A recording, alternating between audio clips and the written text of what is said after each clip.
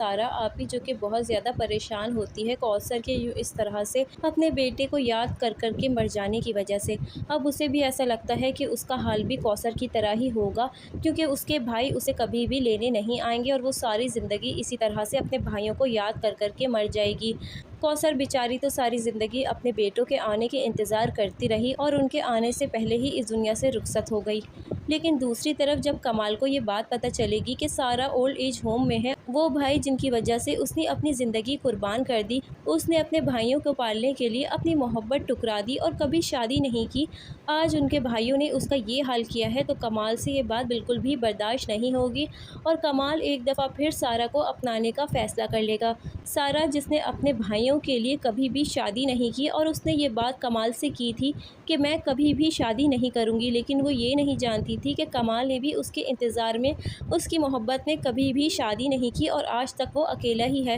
لیکن اب کمال کو جب یہ پتہ چلے گا کہ سارا اس حال میں ہے تو وہ سارا کو اپنانے کا فیصلہ کرے گا اور اس سے اظہار محبت بھی کرنے والا ہے۔ ہمنا نے سب کو اپنا غلام بنا لیا ہے، اب کوئی بھی اس کی اجازت کے بغیر کچھ بھی نہیں کر سکتا۔ عثمان جو کہ اپنی بیوی کے ہی گن گاتا رہتا ہے اور اس کو ہمنا کے سوا تو کچھ نظر ہی نہیں آتا۔ ہمنا اگر رات کو دن بھی کہہ دے تو عثمان اس کی بات مان لے۔ یہیں پر برہان اور عدنان کو بہت جلد اپنے کیے پر شرمندگی بھی ہونے والی ہے۔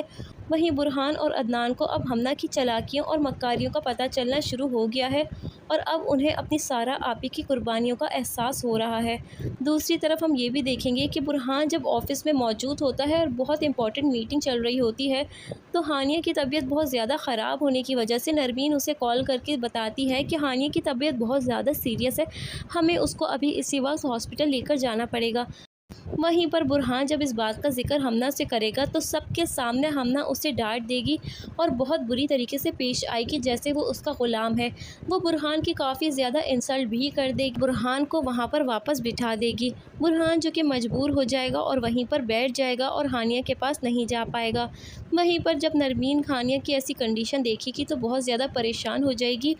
اور وہ فیصلہ کرے گی کہ وہ خود ہی ہانیہ کو ہاسپٹل لے کر جائے گی۔ جب وہ ہانیہ کو ہاسپٹل لے کر جاتی ہے تو بہت دیر ہو جاتی ہے اور ہانیہ کا بچہ ایکسپائر ہو جاتا ہے۔ وہیں دوسری طرف ہم یہ دیکھیں گے کہ ہانیہ اندر سے بہت زیادہ ٹوٹ جاتی ہے، اب اسے اپنے شوہر برہان پر بھی کافی زیادہ غصہ ہوتا ہے کیونکہ وہ اس کی ایسی حالت ہونے کے باوجود بھی میٹنگ چھوڑ کر اس کے پاس نہیں آ سکا۔ دوسری طرف برہان کو جب اپنے بچے کا پتہ چلے گا اور اپنی بیوی کی ایسی کنڈیشن دیکھے گا تو وہ کافی زیادہ پریشان بھی ہو جائے گا۔ ہانیہ جو کہ اس سے غصے میں یہ بات کہے گی کہ آخر ایسی بھی کیا امپورٹنٹ میٹنگ چل رہی تھی کہ تم میری ایسی کنڈیشن ہونے کے باوجود بھی میرے پاس نہیں آ سکے۔ وہیں پر برہان اسے ساری باتیں بتا دے گا تو ہانیہ اسے یہی بات کہے گی کہ میں نے تمہیں کتنی دفعہ سمجھایا تھا لیکن تم نے میری کوئی بات نہیں سنی، اب دیکھو تم نے اپنی ماں جیسی بہن کے ساتھ جو کیا، آج دیکھو تمہارے ساتھ کیا ہو رہا ہے، جس کے کہنے پر تم نے سارا آپی کو گھر سے نکال دیا، دیکھو آج ہمنا اور عثمان تمہارے اور میرے ساتھ کیا کر رہے ہیں، سارے گھر پر انہوں نے قبضہ کر لیا ہے اور ہم ان کے غلام بن کے رہ گئے ہیں۔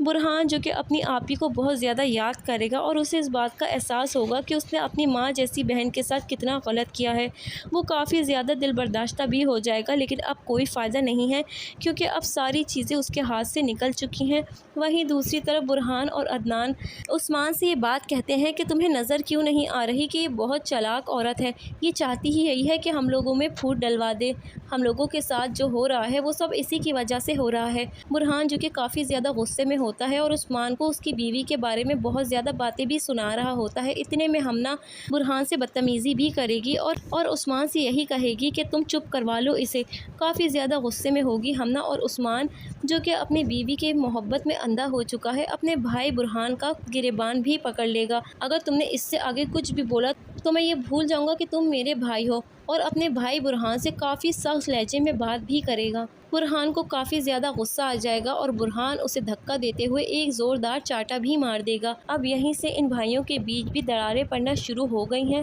اور عدنان اور برہان کو تو یقین ہو گیا ہے کہ جو کچھ بھی کیا گیا ہے وہ سب ہمنا کا ہے اور ہمنا نے ان کا استعمال کیا ہے۔ لیکن ابھی تک عثمان اس بات سے بے خبر ہے کہ ہمنا کس قسم کی لڑکی ہے۔ وہ تو ہمنا کو ہی صحیح سمجھ رہا ہے۔ اسے ابھی تک اپنی آپی کی بالکل بھی یاد نہیں آئی اور نہ ہی اسے آگے آنے والی ہے، کیونکہ ہمنا اسے دن میں تارے جو دکھا رہی ہے۔ ہمنا کی محبت میں وہ ایسا کھو گیا ہے کہ اسے اپنے بھائی بھی نظر نہیں آ رہے۔ اب برہان اور عدنان کا بہت زیادہ برا وقت بھی شروع ہو جائے گا، کیونکہ وہ اب ہمنا اور عثمان کی غلامی کر کے ہی اس گھر میں رہیں گے، ورنہ پھر ہمنا انہیں صاف صاف یہ بات کہہ دے گی کہ اگر آپ اس گھر میں نہیں رہنا چاہتے تو اس گھر سے جا سکتے ہیں۔ اور مجھے تو یہی لگ رہا ہے کہ ہمنا نے اپنی چالاکیوں کے ذریعے یہ گھر بھی اپنے نام کروا لیا ہوگا، یا تو پھر وہ یہ گھر بھی اپنے نام بہت جلد کروا لے گی۔ مجھے تو ایسا لگتا ہے کہ اب ہانیہ اور برہان کے رشتے میں بھی کافی زیادہ نااتفاقی پیدا ہو جائے گی۔ تو پھر وہ یہی سمجھتی ہے آج اس نے اپنی بہن کے ساتھ برا کیا ہے، کل کو وہ میرے ساتھ بھی کچھ بھی کر سکتا ہے۔ ہانیہ نے برہان کو سمجھانے کی بہت کوشش کی تھی، لیکن برہان کسی بھی بات کو ماننے کو تیار نہیں تھا۔ اب بہت جلد برہان اور عثمان اپنے کیے پر شرمندہ ہو جائیں گے اور اپنی آپی کو ڈھونڈنے کا فیصلہ کریں گے، لیکن وہ چاہ کر بھی اپنی آپی کو ڈھونڈ نہیں پائیں گے، کیونکہ آپی ان کی کسی بھی رشتہ دار کیا نہیں گئی ہیں، بلکہ وہ ایسی جگہ گئی ہیں کہ انہیں ڈھونڈنا کافی زیادہ مشکل ہونے والا ہے۔ دوسری طرف مجھے یہ بھی لگتا ہے کہ کمال جو کہ سارہ سے اپنی محبت کا اظہار جب کرے گا تو سارہ اس سے انکار کر دے گی، کیونکہ آج بھی وہ اپنے بھائیوں کو یاد کرتی ہے اور وہ یہی سوچے گی کہ اب شادی کا کوئی فائدہ نہیں ہے، معاشرے میں اس کی کیا عزت رہے گی، اس کی بھائیوں کی ریپوٹیشن پر کیا اثر پڑے گا۔ لیکن کمال کے بہت زیادہ فورس کرنے پر، کمال کے بار بار سارہ کو منانے پر سارہ اس رشتے کے لیے تیار ہو جائے گی۔ سارہ اور کمال ایک ہو کر اپنی زندگی خوشیوں سے گزاریں گے۔ وہیں دوسری طرف سارہ کو اس بات کا پچھتاوا ہے کہ جس طرح سے اس نے اپنے خون پسینے کی محنت سے ایک ایک اینٹ جوڑ کر اپنے بھائیوں کے لیے مارٹس بنائے تھے، یہ گھر بنایا تھا، آج ان کے بھائیوں نے اس کا کیا حال کیا